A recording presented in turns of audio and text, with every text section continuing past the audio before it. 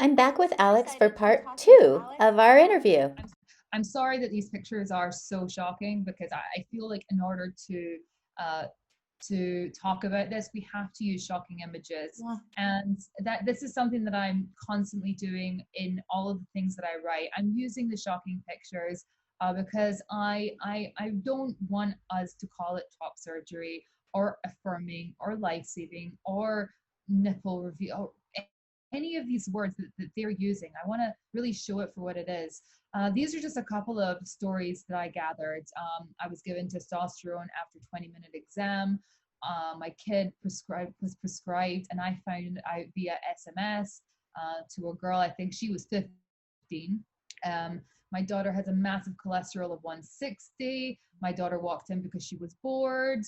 And to be clear, we have evidence that that in California there is a clinic that's giving testosterone to girls as young as 8 years old, and we have evidence of this because it's written up in a National Institute of Health grant.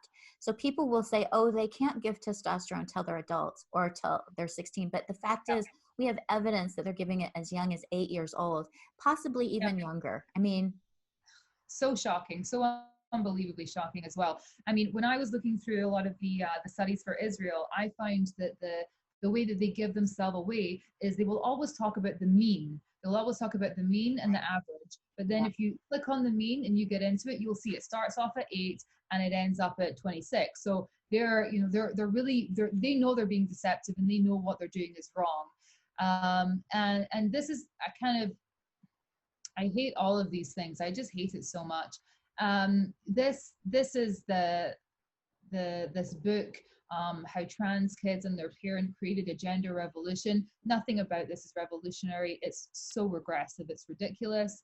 No one's freeing themselves from the shackles of gender. We're just they're imposing shackles of gender is what they're doing. I mean, yeah, I mean the very fact is that a trans-identified man made fun of me for being hairy. So yeah, you know, and I've been told that, that I'm, I'm jealous because I'm not as pretty as the autogonophiles, or my breasts aren't as big as the autogonophiles. And so, this is not freeing anybody from not shackles. anybody. It's so misogynistic. And so, I mean, it's so grounded in a very negative and dangerous outlook. Mm-hmm.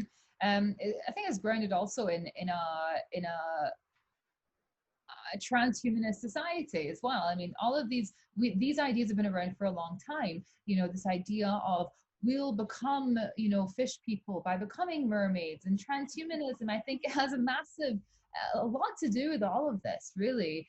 It's the And whole idea that we get to control our bodies the way Mhm. we want them to be, and the medical industry and big pharma is right there to enable us. And wouldn't it be great if we could? I would love it. I would be the first one to say, all right, you know what? Maybe I will take a pill that will make me grow wings and I'll fly, because that's cool. That's That would super be cool. fun. I'd But love let's that. make sure that we understand the risks, because we don't have the cognitive ability to go flying around. So we're going to crash into trees. I mean, that's the problem, is that all of this sort of on the outset sort of looks fine. But then when you get down into it, you realize how incredibly dangerous it is. And how incredibly sick as well, Yeah. because of what I really, especially I mean, this picture of this kid, it's totally innocuous. It is innocuous, of course it is, but I do wonder, is this kid a boy? Is it a girl? Are we trying to kind of prove something here?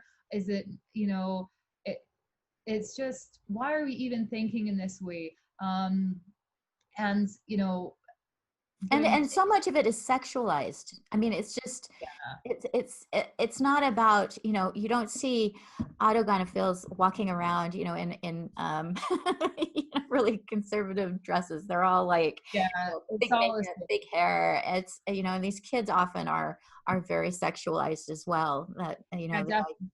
And that really does kind of take us into queer theory quite nicely, which is essentially what Planned Parenthood is teaching in their sex education. And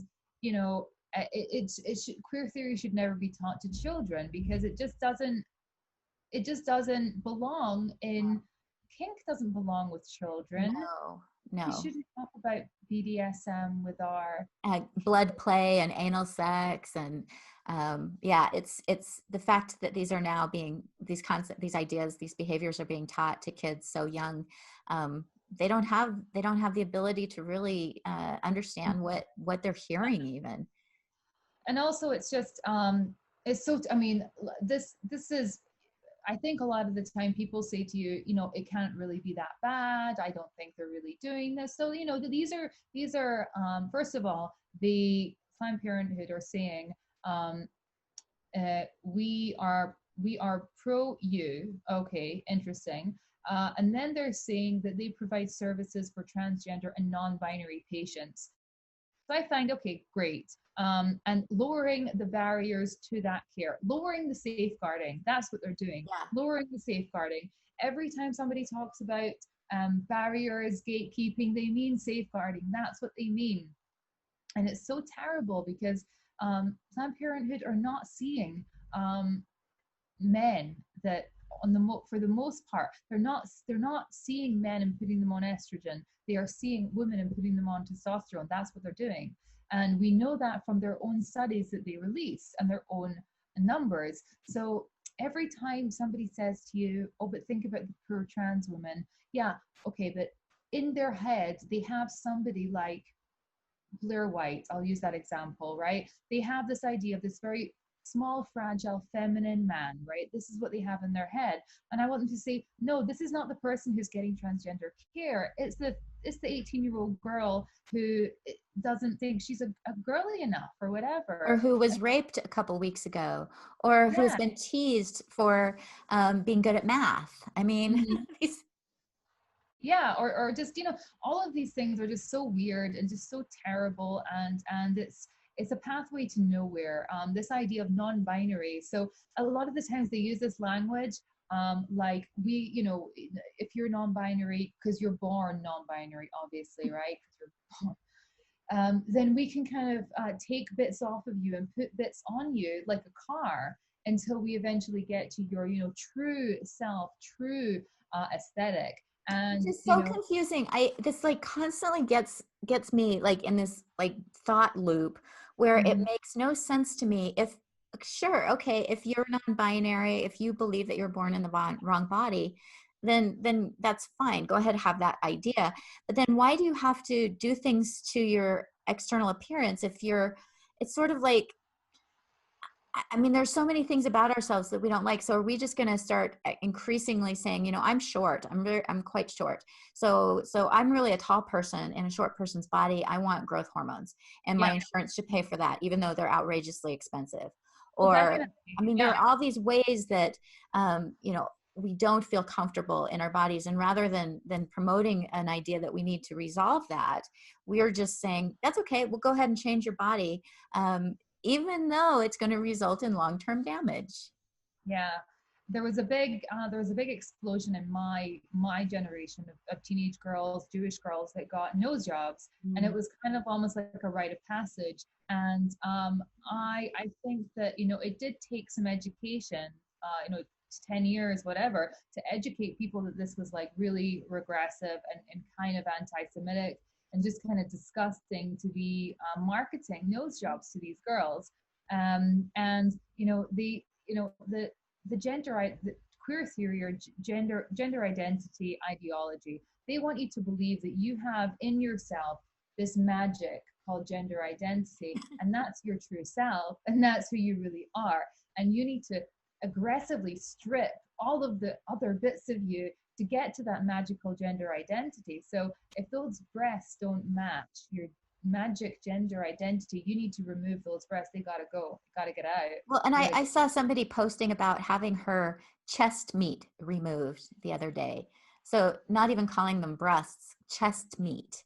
And just see a how lot of the body is being increasingly objectified and deconstructed in a way that is really unhealthy.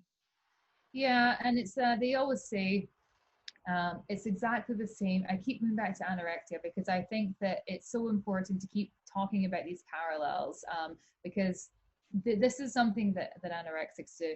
is they will document their demise. They will document their weight loss. They will take hundreds of pictures, even if it's just of their wrist. They'll take hundreds of pictures of the same area and obsess over it. Now, when I go onto these YouTubers channels, I see my progress, my 6-month update, my voice update. And yeah, you can see it, right? It's just plain old narcissism. But it's also just so anorexics would do this and store the pictures and not show anybody. And I think it's so indicative of the behavior, of the adoration of the destruction, of the I want to be anybody that's not me. And I want to get out of my skin. And they're documenting it in a way that I find is just so transparent. I don't see it as anything else. Yeah. But body dysmorphia is the correct term, I think. Exactly. Yeah. That being very uncomfortable with your body. Yeah. And in most cases, we all have some of that, but we're not encouraged to obsess and to perseverate over it. We're encouraged to, somehow make peace with it. And it just, as you're talking, I just imagine like, I also had some eating disorders, and there was a point where I was, thin enough that my therapist was considering, putting me in the hospital for a feeding tube. And if instead he had said, we can offer you liposuction because clearly you believe you're too fat, and I'm going to affirm those feelings, I'd probably be dead now. So, Yeah, I mean, you definitely would. And the sick thing is that we're told that if we don't do this and we don't affirm this and we don't play along, that we're contributing to suicide. And if anybody has ever worked in the women's field, they know how much suicide is weaponized and used. Abusive men will say they're going to kill themselves and it's your fault. And they say it all the time. And we really need to be careful about all of this falling into these abusive patterns, where the trans activists are saying it is the TERFs that are causing us to kill ourselves, or it's J.K. Rowling who is making trans identified youth feel unsafe at night. I mean, come on, really? Yeah. I mean, it's such emotional blackmail to suggest that somebody else is going to be responsible for your suicide.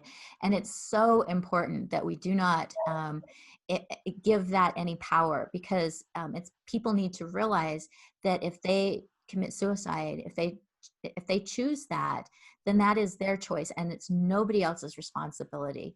And these poor parents who have had kids who have committed suicide or attempted suicide, they need to know that there's, that's not their responsibility, and that we should never use suicide as a weapon.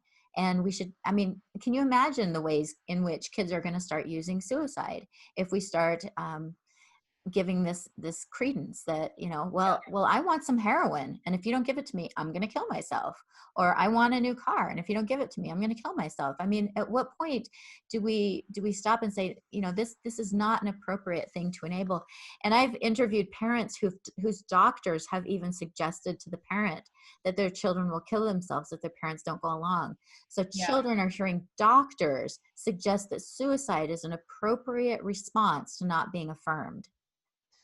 And I think that's a doctors threatening suicide is a running theme. If you look at my map, right? When I look at my map, it's been collaborated by tons of different parents all over the world. So it's being threatened in Australia, it's being threatened in South Africa, it's being threatened in Brazil, everywhere. It's all of the same language, it's all being used. And the thing is that the facts do not back it up, because we don't have. If there was such a thing where kids were committing suicide at such a massive rate, we would be committing war against this thing. We would be going to war against gender dysphoria.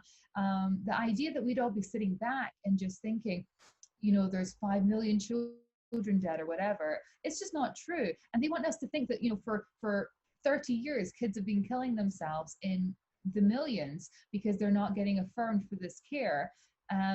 It's just wrong. It's distorting history. And the And other thing is if someone's suicidal, you don't do major interventions when someone's suicidal. I've talked to cosmetic surgeons, and they're, you know, it's against their medical ethic to perform cosmetic surgery on someone who's suicidal or who thinks that cosmetic surgery will suddenly transform their life and make it better. yeah, also these recent abusers, the gender identity surgeons, they will say quite proudly that they've saved their patient's life, Ah, almost like in an emergency room. Like wow. they've gotten off the shackles that were the breasts, and they've revealed the magic gender identity. It's so wrong. It's It's so sick. cruel. Yeah. Sick. It really is sick. And one parent wrote to me and said that her daughter was watching on a loop TikTok doctors. So doctor who's performing to kind of like to trance music, like da da da da, Oh, like Nicki Minaj, and just cutting the breasts off, and then the girls are all just, you know, showing their scars, and it's so harrowing. But these kids are watching it and they're thinking, I want to go to this doctor, I want to have my cruel breast removed, I and want to I'm be going to brave and authentic, and I want to be able to run around the beach without a shirt on. And I mean, it really, it to me, it's just butchering. These doctors are just criminal. I can't yeah, even. There's just no excuse for it, and they must know on some level. They must know that what they're doing is so evil. And the only thing I can think is that for them, money is more important than for patients, preserving. Yeah, exactly. preserving human life. Yeah. And then, so what would lead a doctor, okay, a smart individual, to devolve into something as irrational as gender identity ideology? It starts from all of this nonsense that you can see here. So it starts off from, these are terms that are being taught to, I think, correct me if I'm wrong, but I think it's 10-year-olds are being taught about misgendering, cisgender. The more these aspects align, the more you may identify as cisgender and experience cis privilege. And I believe that these concepts are actually being taught as young as kindergarten in the US. Yeah, yeah. So this is straight, by the way. For I haven't you know, this isn't something I've written. I've taken this directly from Planned Parenthood teaches its sex education, which is taught widely through GLSEN. So this Like, is who it listen, is. yeah. Listen, yeah. So this is who is teaching it. They're distributing it exactly the same as this, and it's propaganda, to be honest, because I I have to question the sanity of a 40-year-old that calls themselves a cis woman. Yeah, I I just really, find that I cringe when I hear I, that term. I really do. I find it so incredibly Yeah. demeaning, and Meaning, yeah, it's just buying into this whole ideology that's harming our children and adults. I mean, it's harming us all. of Um, course. and and accepting these incredibly regressive stereotypes of what it means to be male and female. And it's terrorizing. I think it's very important to say it is terrorizing young young people who are cisgender. I mean, I'm saying it's terrorizing 18-year-old girls. It's terrorizing 18-year-old gay men. Especially, I've spoken to quite a few younger gay men that have actually gone out with a few trans identified females, and they said that when they get to the bedroom, they're like traumatized. They're like, Yeah, it's because it's they know what they like. They're yeah, same. The men are same sex attracted. Nobody's same gender attracted. yeah, What is same gender attracted? It's yeah. just, it's such a mental leap of Yeah. Well, and for women, it can be really dangerous if you think that if you dress. think that you're going home with another woman and suddenly that person has a penis, and there's a power dynamic that happens there that can be really dangerous. And it's just a lie. I mean, people need to be, in order for us to protect ourselves, we need to, understand what we're dealing with. And yet a woman who complains about that would be considered transphobic instead of getting support from her community for having been misled. And if she chose not to have sex with that person, she would probably be condemned as bigot instead of standing up for her rights. I mean, it's turning everything on its head in a way that's so dangerous. Yeah, and even just thinking about the let's say the 20-year-old does go home with the man with the penis when she thinks she's going home with the woman, and then the other girls find out about that. That might say to Yeah. them, maybe you should just trans yourself, because then at least you can go home with who you want. You can go home with another person who is the same way as you. Right. Um, that to me sounds very plausible. Yeah. Uh, I mean, it's just in so many ways, it's just, and these are, what's concerning is that we have adults, these are adults who are in positions of authority over our kids, who are promulgating these myths that are so yeah. dangerous. And so what happens when we have a generation of kids who've been lied to and misled and taught that self-harm is appropriate, and taught not to stand up for themselves, and taught not to have, that they don't have consent or boundaries? What Mhm. happens to these kids when they grow up and they've lost faith in all authority? I mean, I can't imagine what's going to happen to this whole generation. Well, we're seeing it a little bit now. I mean, we're seeing rioting. We're seeing kind of strange things going on right now. Yeah. And it always does concern me the way that the kind of the really crazy trans activists have latched on to other movements. I mean, they've destroyed the gay rights movement, that's for sure. And the Black Lives Movement, now it's all Yeah. about Black transgender lives. And yeah. Oh, come on, and now they want to get a hold on the women's movement, and that one is Yeah, that one. if you don't support trans women, then you're not a feminist, is what I Oh keep yeah, that's saying. funny. That's Yeah. hilarious. I always Jermaine Greer always gets me with that one, because Jermaine Greer is like, really? Okay. 'Cause it's so if that's what feminism is, I don't want to be a part of it, to be perfectly honest. You can keep it. And I don't want anything to do with it if that's what it entails, this intersectional Yeah. nonsense. It's just such garbage. Well, So and to I mean, teach little kids that about this is so bizarre that, like, I can't even imagine being in a classroom of kindergarten kids telling them that they basically get to decide whether they're a boy or a girl. Like, I can't even imagine. Like, this this is straight out of queer theory. It really, because I've read queer theory. I've read a lot. I haven't. yeah. I've read a lot of the work of Judith Butler, who I think it has Ugh. got a lot to answer for. You know what she said? She said something that I think not a lot of people know about. So Judith Butler said that Hamas is can be a liberation movement. So I want everybody to know that Hamas is are the people who throw gays and lesbians off of buildings. And women, if a woman is raped, she has to bring a couple of witnesses along. So this is not a liberation movement. And Judith Butler does talk a lot of garbage, and she should just zip it, because Yeah, she needs to just, yeah, I find, and for those who aren't familiar with Judith Butler, she talks about gender being performative. It's garbage. And it's all leading into this dangerous ideology.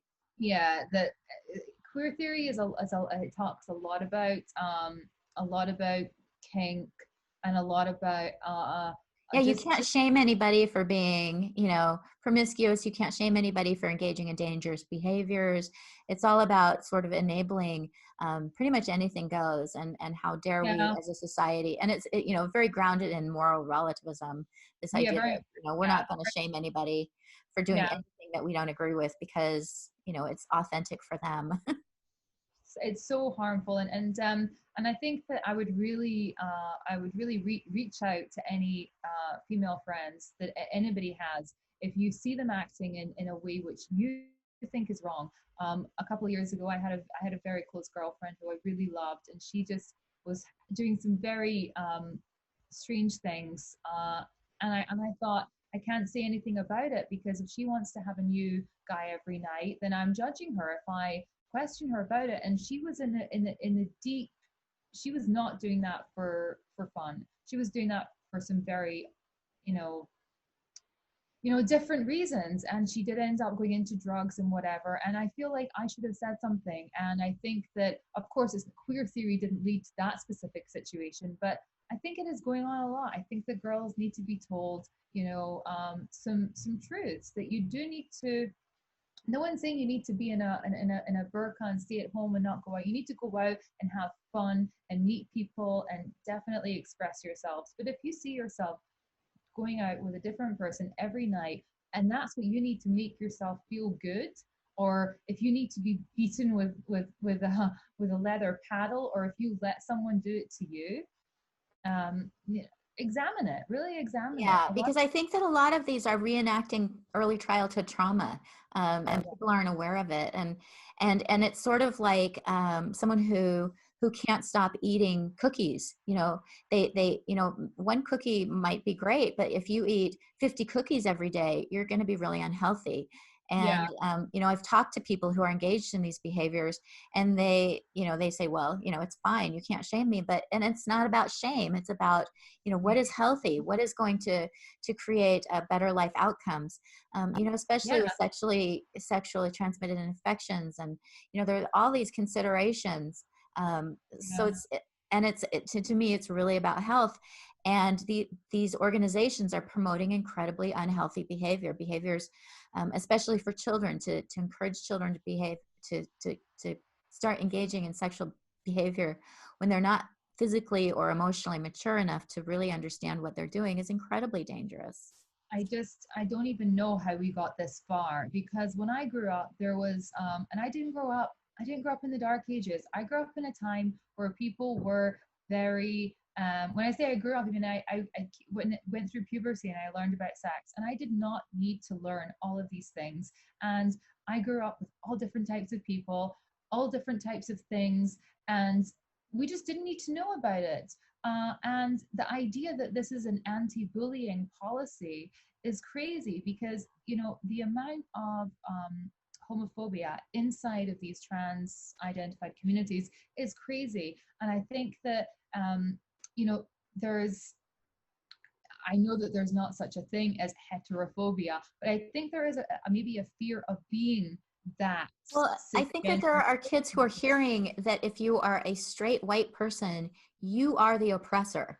And there's nothing you can do about it, because, you are the oppressor. And so the only way to sort of cast off that label of being the oppressor is to identify into an oppressed identity, which Yeah, is um, anything but white, cis, het normative.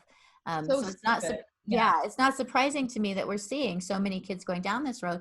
And I'm seeing them as often kids who are very sensitive, who of course they want to be kind, and so they don't want to be the oppressor. So the only way to identify out of that, if you're a white person, is to either identify as queer or transgender, or somewhere in that LGBT umbrella. it it's so I just think that there's so much more to a person than the clothes that they put on, in a real way. There's so much more to them than that, and there's so much more to them than who they go to bed with, or who they want to go to bed with, or even if they are a bit kinky. There's a lot more to someone than that. And the And fact that we're identifying ourselves so much based on these they're so odd. You know, so stupid. It just tells you nothing about them, right, right? And it just or it tells you something you don't want to know, right. It's like Yeah. I feel I recently had a family member who a, a close family member come out at the age of 55, and I was very happy for them, and I held my breath with it. Please don't tell me you're a trans man. Please just tell me that you've fallen in love with a woman. And thank God they had. But I had to hold my breath for a while. I really did. I Yeah. was like, don't come out anymore. Yeah. I felt like saying, because it's very crazy, this idea of that you're worried about your friends that you've known for years, that you've even friends that have been married to other women for years, and they're suddenly saying to you that they're actually men. That's happened to me twice. So it's not like and it's deeply upsetting, because the amount of harm Yeah. that occurs in the partnership is it's out of this world. And then obviously the children, it's not good. It really isn't. And the ideas that the language that we're pushing, so AFAB, AMAB, assigned at Yeah. birth, We have to get rid of Yeah. it. Yeah, we So need to get rid of the concept that we're assigned anything at birth, because basically doctors record things at birth. Nothing is assigned except yeah. perhaps a name. A name is given. But these other things that happen at birth that are on the birth certificate are recorded. And if we can change something as empirical as basic as sex, then why can't we change other things? And at which point these kind of documents have no meaning No whatsoever. meaning whatsoever. Absolutely nothing. It's so meaningless. And sometimes I find myself really going down the crazy tunnel when people tell me that no, sex really is assigned at birth. Then they get into the intersex, and that's a cul-de-sac because Yep. it's nothing to do with it. It No. really nothing to do with it. Nothing. And it's like, really, it's such a intersex is actually really really common, as we know now, and But they there's not still, if you nothing, have a why, still a binary. yeah, Still there's, a binary, yeah, and not assigned. Not assigned, still not needed, yeah. not assigned. And it's this is another this is a lot of one of the lies that they use a lot is is this is straight out of queer theory. They say we're Oh, allowed that's a lie. Yeah. so we're a language-based society. What freaking society is not a language-based society? Even if you're banging on a drum to communicate with your partner, that's how you're communicating. And it's just absolutely insane. So they then go on to say about how the Inuit people have 50 different words for snow. That's actually a lie. Yes. It's not even true. And this is what they're putting out as facts. So what's even You more can make shocking? anything up. If you can convince people that somebody can be born in the wrong body, then you can pretty much convince them of anything. I mean, reality no longer has any meaning whatsoever. Oh, yeah, and again, we're into this language about you need to be seen, you need to be validated, Validated, authentic. I love authentic. how people become authentic by damaging their bodies. I mean, it's just so convoluted. It's and then they go on. Uh, the language to describe one gender identity outside the gender boundary is liberating and creates community. Oh, so it's not, if anybody out there is a trans activist, it's not liberating, it's No. actually repressive. Yeah, this is incredibly repressive. I mean, when we have men's feelings that are more important than the protections of women and girls, it's not liberating. It's It's not oppressive. liberating at all. It's yeah. And the idea that you need to have the right language to define yourself. Well, I don't. I don't need the right language to define myself. No. I I don't need, because it's just so stupid. What Well, do I and need? the fact is that it's just part of living in a community is that they actually define you with the words that they use when they talk to each other about you, and you have no control over that. I mean, it's just the Whatsoever, way it is. It's part of living in a society. or a society. Yes, that's probably the problem. It is the problem. What we need to do It's is we just need obviously to accept everyone. fascist society. Well, again, we're having a good laugh because it is ridiculous. But if you're in one of the states where they're teaching this nonsense, Yeah. go and walk in and Yes. say, I know about this. And then Planned Parenthood, I think that so actually, I think I'm not speaking correctly when I say Planned Parenthood. I'm meaning GLSEN when I'm talking about this Uh-huh. particular study. Uh-huh. So just correct me on that. So if anybody doesn't know about rapid onset is somebody suddenly deciding that they have gender dysphoria. We did not have a history. No history. So waking up one day, poof, I have gender dysphoria. Like teenage girls, it's always normally teenage girls. So they have this shocking statistic, and in 10 years they're going to turn around and say that they did not know about this. So if we see, this is the GLSEN that they proudly state all of these facts. Oh, wow. Now this is so shocking, it's unbelievable. So they did a study of 10,000 transgender youth, massive amount of youth, right, that believe they have this magic gender soul, and 90% of them are assigned female. So this These are is biologically female. Wow. so shocking. It's so shocking. And very interesting is all of these strange um, sexualities that they Yeah. claim to have. So let's try and do the mental gymnastics on this one. Okay. So the Just out of curiosity, you said the average age is 15.5. So I yeah, wonder what the youngest people they're asking, children, and how does a child who's, like 10 years old determine their sexual orientation? I mean, they're is there, thinking about it too yeah, much. What they're yeah. definitely doing. This is very okay. So if you are if you identify as gay and you were assigned female at birth, you're really heterosexual. But if you're assigned male and you're trans, I can't. It's just Well, and this crazy. is this is where it gets really confusing because like when they ask people who are identifying as transgender if they're gay, does Mhm. that mean that they're attracted to the same sex as they are before they transitioned? Or does that mean, I mean, So it means nothing. So all of these yeah, ones right here, all of this is just it's nonsense. just You can nonsense. just Yeah. scrap it out because you can't decipher anything from it. Yeah, because And the even like if someone says they're straight, does that mean based on what they biologically are or what they identify as? I mean, none of this makes any anything, sense. yeah.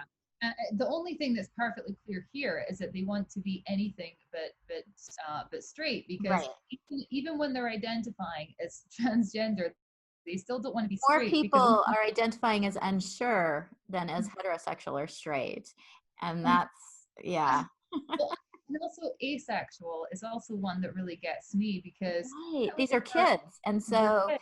so They it might call be them asexual. appropriate that they're not identifying with any sexual orientation because they haven't gone through puberty. And if they're on puberty blockers, then it really makes sense that they don't have a sexual orientation because they haven't gone through puberty. Sorry. It just gets so angry. So frustrating. And also I've heard it argued, and I know you've heard it argued that bisexual is exclusionary. That term is exclusionary. That Right. term is triggering, which I think is quite it's very disgusting to use So I that guess that pansexual is the new bisexual. yeah, but I think that bisexuals want to have their they want to love somebody who is the same on the top as it is on the bottom, right? Yes. This Yeah, is there's yeah. yeah, it's very it's it's just very strange. So then when you're constantly being when gay men are constantly told that trans men are men, well, not in the bedroom they ain't, it's, Yeah.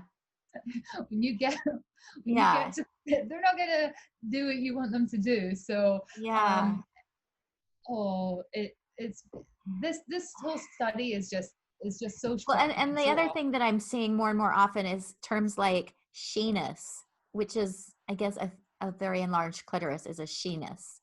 Or I yeah, they normally describe it well. The ones that I watch and I follow, and they seem like nice kids.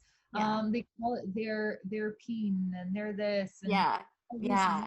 words. It's just It's just so sad. I mean, and that's hyper focus. I mean, it's so ironic because the activists will say that, the transphobes are focusing on the genitalia, and yet, no, no, we're not the ones who are talking about girl dicks and penises and peens and, I mean, it's so it's weird. hyper It's focusing on genitalia while pretending like you're not. yeah, and it's also it's dehumanizing, I think, as well, to be Yeah, continually talking about this. And non-binary as well as how many what the hell genderqueer. I know what these mean because I've read them, but I don't know if this is nuts. We should yeah, be really asking yeah, ourselves, what does any of this really mean? Does this mean that there's 8,000 girls out there who are who are supposedly being taken care of by a charity? This is a charity at the end of the right, day right, that's supposed to advocate for rights. What are you doing? yeah. And Giving out binders, we have something called gender. Oh, I may not even be able to come up with the name. but they are, you know, they give away binders to needy girls who want to bind their breasts, and do fundraisers for surgeries. And it just it's so frustrating to me when we have some very real problems with, you know, hunger and poor health care worldwide, and we're spending tremendous resources on these kind of cosmetic, non-medically necessary elective medical interventions that cause long-term damage. So they cause these people to become medicalized for the rest of their lives.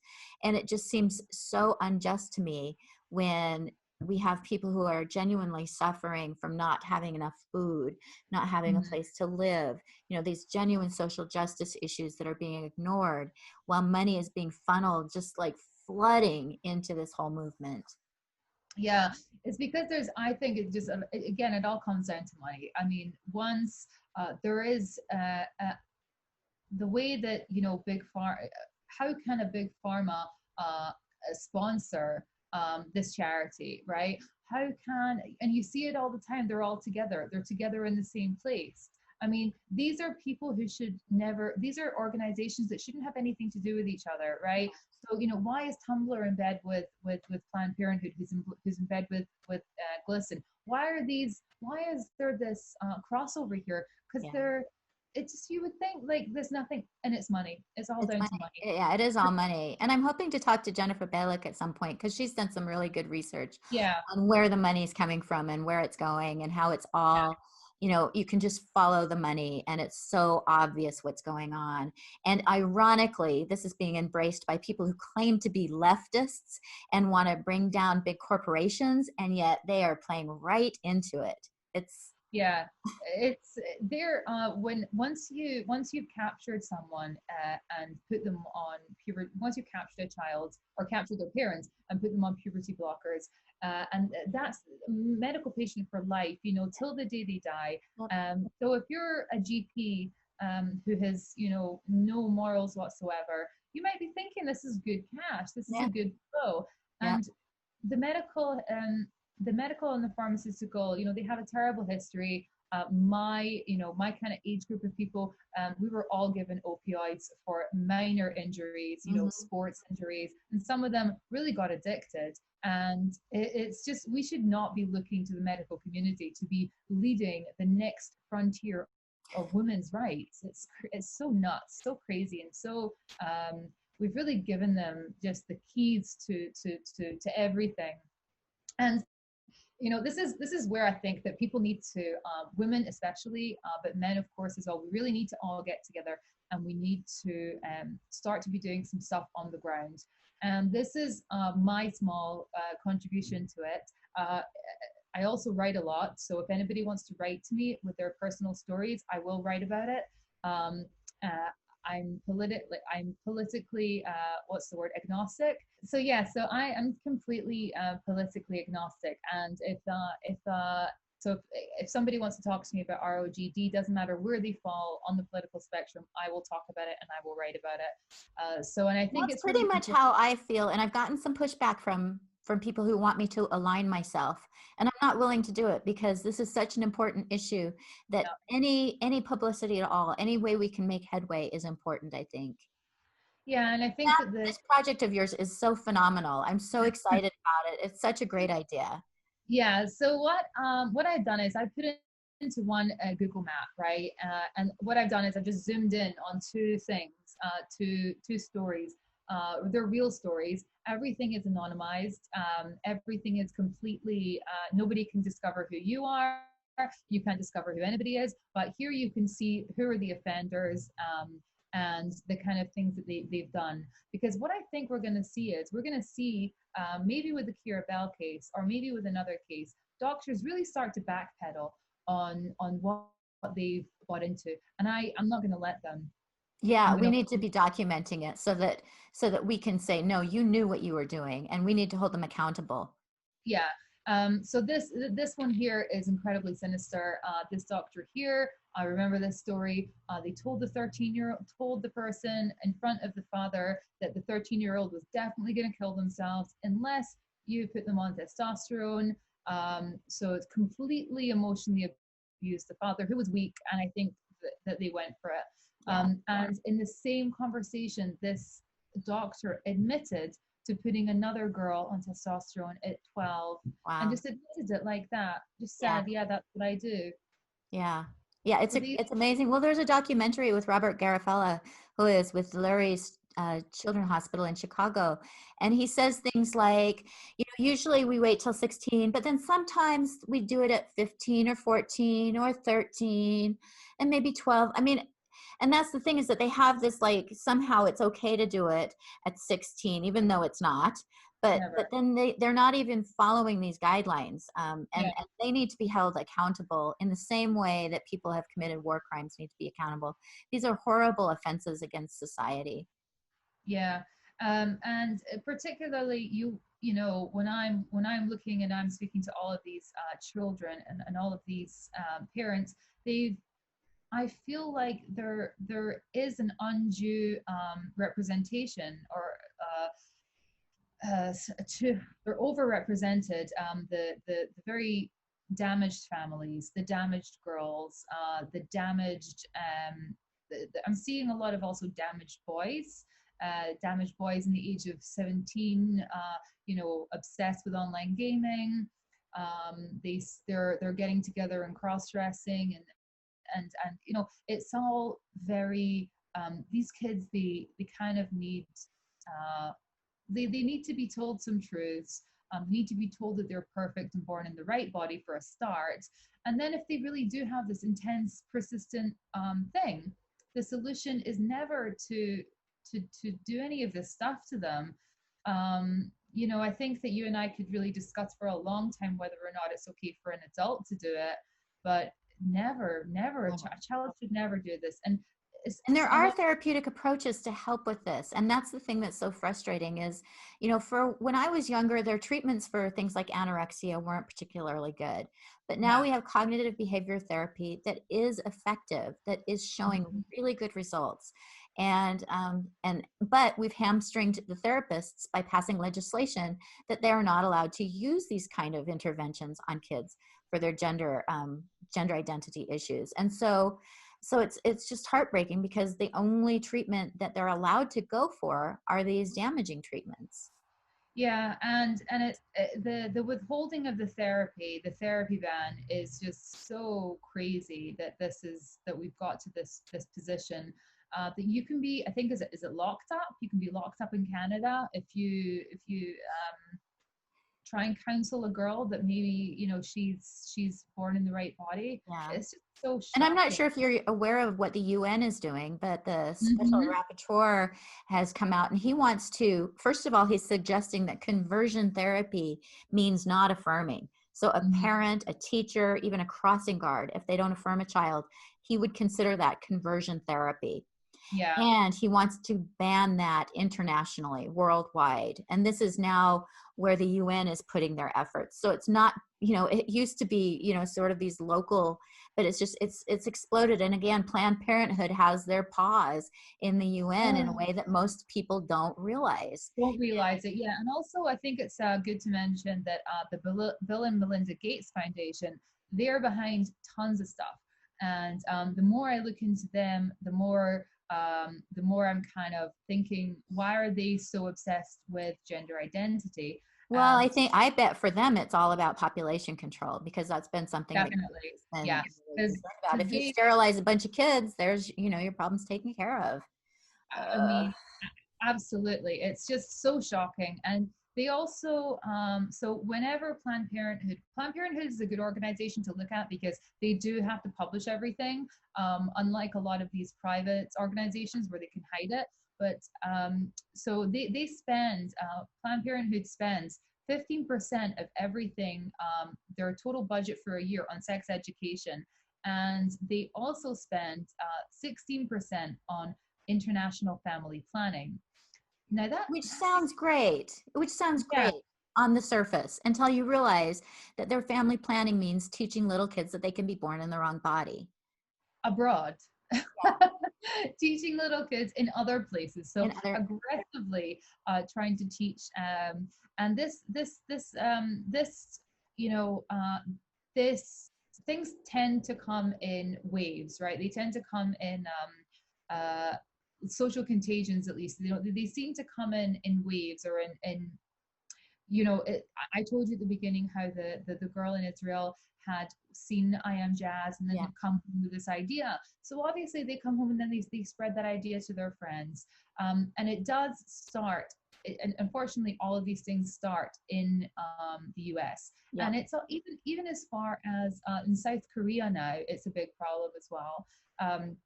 So we're going to start, hopefully we're going to see some gender critical South Koreans come out and start speaking to us. Yeah. But But it's horrible because the UN is even connecting aid to these third world countries to allowing this gender ideology into their country. And yeah, and so they're I mean, this is cultural imperialism if I've ever seen it, for the US to say, in order to get aid to feed starving people, you have to admit that children can be born in the wrong body. I mean, yeah, how do we stand by and let that happen? the thing is we don't, because there's no way that we can ever justify this. Wow. And And it's when we're also, spending, incredibly critical resources that these third world countries need to feed starving people on yeah, testosterone and estrogen and Luprin and, the surgeries. I mean, what a crime! yeah. What a horrible crime! Yeah, and also it's just, I was watching the TV, and in the middle of COVID, right? So biggest crisis I think in since 9/11, and the British Prime Minister comes on, or was it the British Prime Minister? It was one of the maybe it was an MP. In the middle of COVID, he's discussing forcing men into women's prisons. I mean, shut the hell up! We do Yeah. not want it, Yeah, and it's we just can't even get away. We can't get away from it, even amidst, even amidst COVID. yeah. And, I see things when there's, natural disasters, and they have, they set up housing facilities. And of course, we're going to have to make sure that we allow men who claim to believe they feel like women into the women's facilities during these, disasters. And it's absurd how it's taken over, the sanity of even, crises. It's just ridiculous. Crisis. Yeah, completely. I mean, this is just, we really need to. Are we at the tip, or have we just tipped over at this point? Right. We need to start aggressively cycling back, aggressively start to be, even if somebody says you're cruel, or even if somebody says you're not being nice, you're not being kind, just whatever, just take it and start using the right They're words to not being describe kind. things. They're not being nice. It's not nice to tell kids that No, they're inherently flawed. It's not nice to no, medicalize kids. So it's time for it's, us to stop pretending like this is all about tolerance, because it's about abusing and mutilating and causing children to become infertile. I mean, these are serious issues. And if we just stand back and let it happen, then we're culpable. mhm. No, we are. We're completely. I mean, silence is violence, right?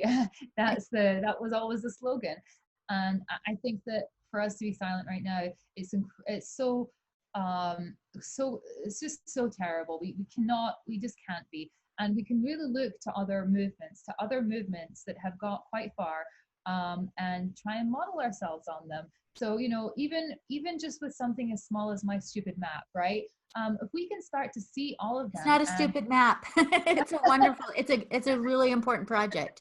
Yeah, I'm really glad you're doing this. even if we can just see, okay, you know what, Wow. this guy's next to me, this guy's next to me, this guy's next to me, I'm going to send him a handwritten letter, or I'm going to send him irreversible damage, I'm going to do something, and I'm going to, that will make a difference. And start to inform these doctors just what a tsunami of lawsuits awaits them. Is so crazy. I mean, the key is, when I listened to, I think it was Scott Nugent's a story of the failed um, phalloplasty. It's harrowing. It's horrific. I mean, Yeah, and his isn't unusual. His is pretty typical. The kind of horrible outcomes that he's had, that Scott Nugent has had, that these women yeah, get phalloplasty, they're pretty typical. Um, yeah.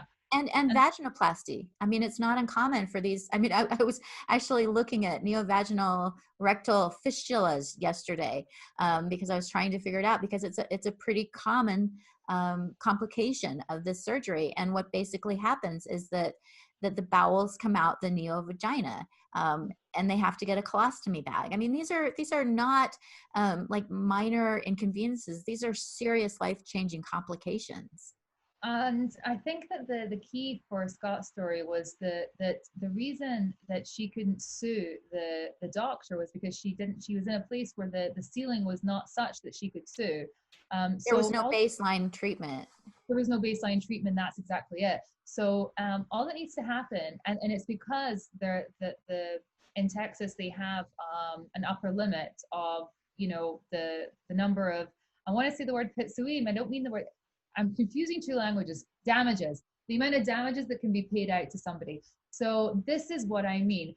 If they go to another state where there's no limit on damages, then they will just hire a medical team, prove the baseline, and then they will knock the whole industry into free fall, into free. And I'm excited. I hope that there's some scheming lawyers that are going, you know, yeah, let's do this, because it's a gold mine. Yeah. It really And is. there's increasingly legislation that's going to be introduced in 2021, and hopefully it will get passed in many states that are going to prohibit these kind of interventions, because we need to stop suggesting that these are medical treatments when they're not. Mm-hmm.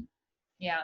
And I think it would be just great if we were just to package up gender identity, package up born in the wrong body, and just send it on a ship, on a nice send it to another planet, because it's a failed experiment. Right, you know? into the sun. I mean, it's just garbage. And I think it's when I constantly talk about it being similar to Scientology, I mean it in that the way that you could stop it today and everybody would be the same. You know, we wouldn't need to mourn it or get over it or whatever. We could just package it up, the whole thing, and just stop doing it, and everybody would be, you know, the sun would rise the next day. And I think very much that we need to be considering just to give up on the whole project at this point, because it's truly failed. Yeah, it's been a complete disaster, and it's harming way too many people. It's harming women. I mean, arguably, it's completely destroyed the gay rights movement. It's completely destroyed lives for lesbians, and it's just enough. Enough is enough. Let's just rein it in, okay? But we need people to stand up, and you and I were talking about that we need people to stop just sort of sitting in their house and saying, "Oh, this is terrible." We need them to rise up. We need to start coordinating and finding each other and being willing to do some of the things that other movements have done that are a little bit more risky, that will result in change. And unless we're willing to do these things, I'm not sure that it's going to stop anytime soon. And every day where this continues, it's more children who are being hurt. Mm-hmm. Yeah, that's it. Every day is just I lie awake at night and I think about these girls with the double mastectomies. It plays in my head. Once you've heard the stories from the detransitioners, they don't leave you. They never leave you.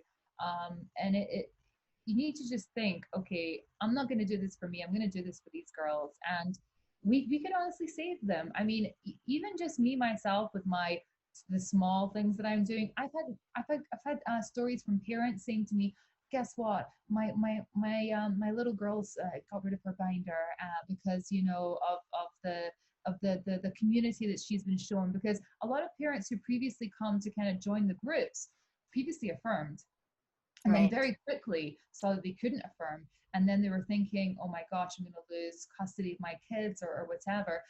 No, you need to come and you need to join a group, you need to get support, and you need to come out of the gender critical closet in a big way. With a big and these parents need so much support, because so many of them are suffering in silence, because if they say anything, they're labeled as transphobic, and they're so worried about their children. And these are parents who are basically being held hostage by this ideology, and they're in bad shape, and they need our support too. And so there's a lot of hurt out there, but we can do a lot. As you said, it doesn't, the number of people who have pushed this ideology isn't that big. They just happen to have a ton of money. And the reason they've gotten money is because they've managed to infiltrate into the right, people who have that money. But we can do a lot to change it if we're willing to stand up and fight for this. Yeah. And I think also that the activists, what they do have on their side is that they are brutal, and they do terrible things to people who dare to speak out against them. We know what they're doing is insane. If you speak out against it, you will lose your job, or you'll be shamed, or whatever. You'll get death threats and rape threats and whatever. And I think that's just going to have to be, if we all come out, right, and we all revolt. They can't do it to all of us. You know Well, what I and if mean? they do, that's an indication to me. If we get death threats and rape threats, wow. I mean, that's an Yeah. indication that we dang well better stand up, because they're using incredibly fascist techniques to control the narrative. And it's incredibly dangerous. This is how people went along with the Holocaust, because they didn't want to get in trouble. They didn't want to get hurt. They didn't want to stand up and say, this is not okay. Yeah. And from when I talk to my grandparents and their friends and family who did go through the Holocaust, the people that turned on them, it wasn't strangers. It was people people they knew. It was people that were Don't rock the boat. yeah, really. So come out of the closet in a big way, holding your gender critical signs, like have a big Me Too moment. Let's all do it. And then we can all just kind of protect each other, help each other. And every parent that's experienced one of these crazy stories, tell everybody about it. Put it on the map. Let's spread it. What's the worst that's going to happen? Yeah. Let's create some shame about what it is that they're doing. Exactly. Let's create some shame. Yeah, these doctors need to be held accountable, and therapists and teachers, they all need to be held accountable. And if they say they didn't know what was going on, we need to make sure that we can say, yes, you did, because we've been telling you. Exactly. That's why I call the map the gender offenders. It can be a surgeon, it can be a teacher, it can, put it in and just let's it's a small thing that we can try and do to try and correct a little bit of the narrative here. And if you have a teenage girl, whatever, then reach out to one of the groups that's out there, because there's help. I mean, and come to the Facebook page. The Compassion Coalition is a great place to start, because we can put you in touch with parent groups. We can put you in touch with other detransitioners. We can put you in touch with activists who are tired of what's going on, who are willing to come together and stand up against what's happening. So, and go to your map and fill it out. These are such simple things to do, and they can be so powerful. Yeah, incredibly powerful. And I think that we're going to see a massive, that poster with the one that's like trans kids causing a gender revolt. No, we're causing the gender revolt. We are going to cause a revolt with the work it is that we're doing. And I personally take this very personally, everything that's happening to these girls, because I see myself in them, and I want to correct what's going on very much. And so I want to do it for the girls. And also I want to start to talk to these girls in a way to say to them, the planet is female, and you need to grow up to be female and to come and join us. Don't leave us. Don't become non-binary. Yeah. Like, come on, it's so silly. There's better stuff out here than gender identity, and the world and there's so much more good you can do in the world. I mean, that's the other thing, is I just keep thinking that all the energy that's going into this could be going into making the world a better place, which is, a lot of these girls really want that. They want, they want to make a difference, and there is a way to make a difference without harming yourself and without buying into this dangerous ideology. Yeah. But the amount of time that they've bothered to spend on gender identity ideology, we could have built an underwater city. That's what Douglas Murray always says. We could have figured how to get to the moon by now. Yeah, we could have cured cancer. I mean, with all of these resources, it's just unbelievable. So I'm really appreciative of your efforts, and I hope that lots of people will see this video and go to your map and I hope so too. Identify more gender offenders, because they need to be called out. Maybe we should get a t-shirt, gender offender. With a big X through it. Well, thank you so much, Alix. I really have appreciated your expertise and insights and your passion about this, and you are making a difference, and I appreciate it. I hope so. Thank you so much. It's been great speaking to you. And I hope everybody go to the map and fill it out because Yes, please. I will And shame send you. it to your friends and family and anybody who else who has had these experiences, because we need to really fill it out, because this is going to be an important resource in a couple Yeah. years.